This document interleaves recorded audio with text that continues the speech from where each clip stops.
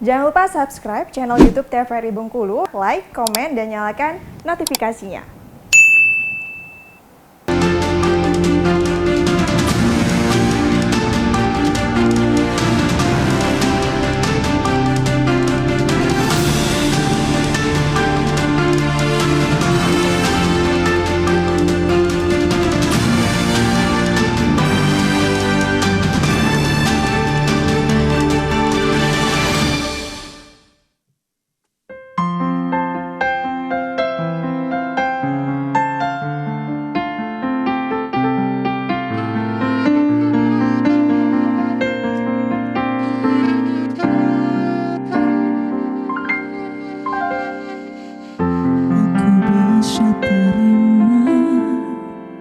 Meski harus terluka karena ku terlalu mengenal hatimu.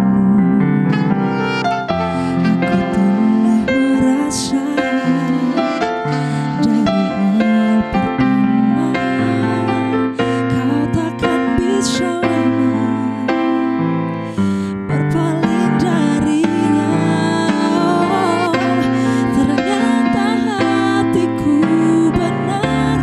Cintamu hanyalah sekedar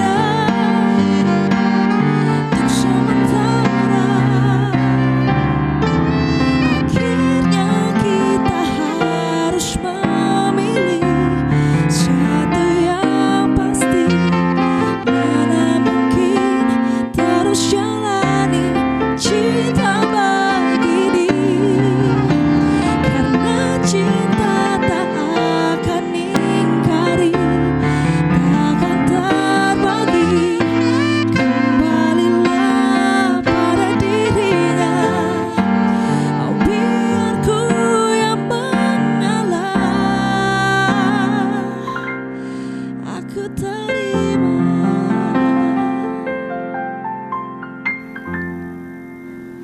Baik, Assalamualaikum warahmatullahi wabarakatuh. Selamat sore pemirsa TVRI dimanapun Anda berada. Bagaimana kabarnya? Semoga tetap semangat sampai pada sore hari ini gitu.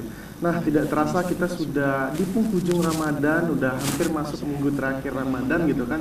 Bahwa sudah mungkin tubuh kita sudah sangat beradaptasi tentang puasa, dan pembahasan kita pada sore hari ini yaitu tentang kulit sehat dan badan bugar saat berpuasa, yang sudah hadir bersama kita ibu yang cantik dan dokter yang cantik juga, yang Dokter Lisda Naomi. Halo dok. Halo. Sehat dok? Sehat. Sehat sekali dok ya. Iya. Sangat sumringah Dokter Lisda nih. Iya. Sudah Dokter Lisda juga ada Ibu Eni Yuliantini. Halo Ibu. Halo, selamat sore. Selamat sore. Gimana dok kabar puasanya? Aman? Alhamdulillah tetap semangat dan tetap aman.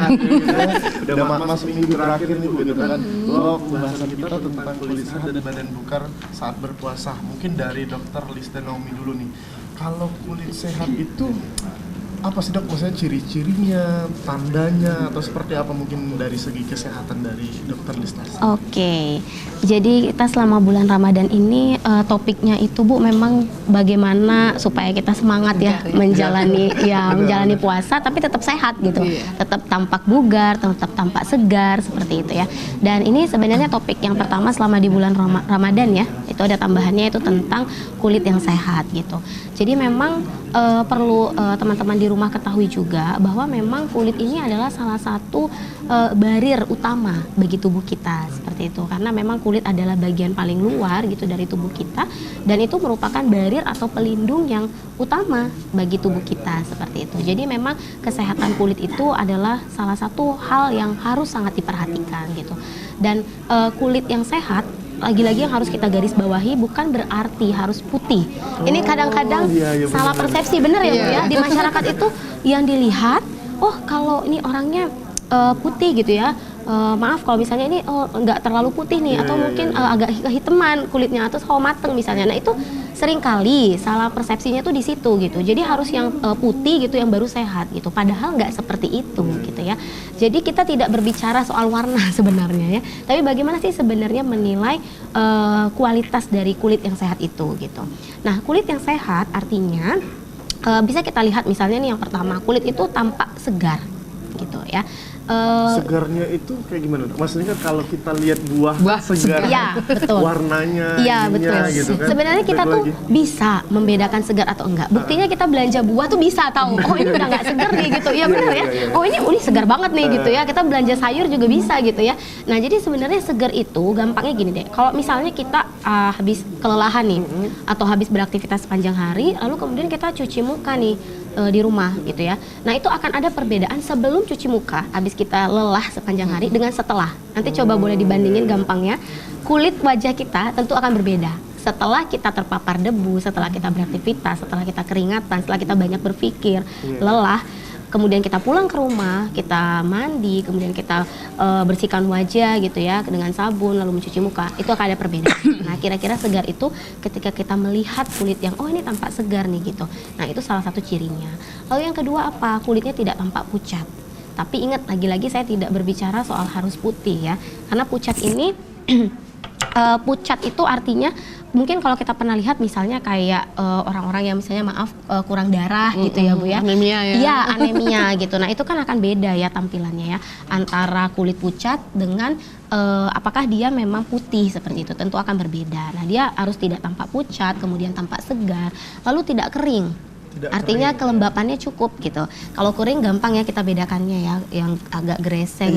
Iya. Tapi itu kulit hanya kulit di muka kah atau kulit bisa semua bagian tubuh bisa kita? mengenai seluruh bagian tubuh kalau bicara soal kulit kering gitu. Nah itu merupakan salah satu cirinya juga dari kulit sehat gitu. Jadi gampangnya sih intinya ciri-cirinya itu adalah pertama garis bawahi dulu kita tidak berbicara soal warna gitu ya, tapi kita berbicara soal bagaimana menilai kualitas dari kulit yang sehat. Seperti kulit itu kelembapannya cukup, artinya tidak kering, lalu kemudian dia tidak pucat gitu ya, bukan berarti harus putih lagi-lagi ya, dan juga dia harus tampak segar seperti itu. Baik, berarti definisi kulit sehat itu ada tanda-tandanya tadi gitu ya. Berarti kita beralih mungkin ke Ibu Emi Yuliantini gitu Bu. Tadi kan sudah tahu nih mungkin kulit sehat tanda-tandanya harus segar, tidak pucat, tadi kan tidak kering juga gitu kan. Nah, yang paling mendasar untuk kita menjaga kulit itu tentunya pasti ada di makanan, di asupan makanan juga gitu Bu. Gitu.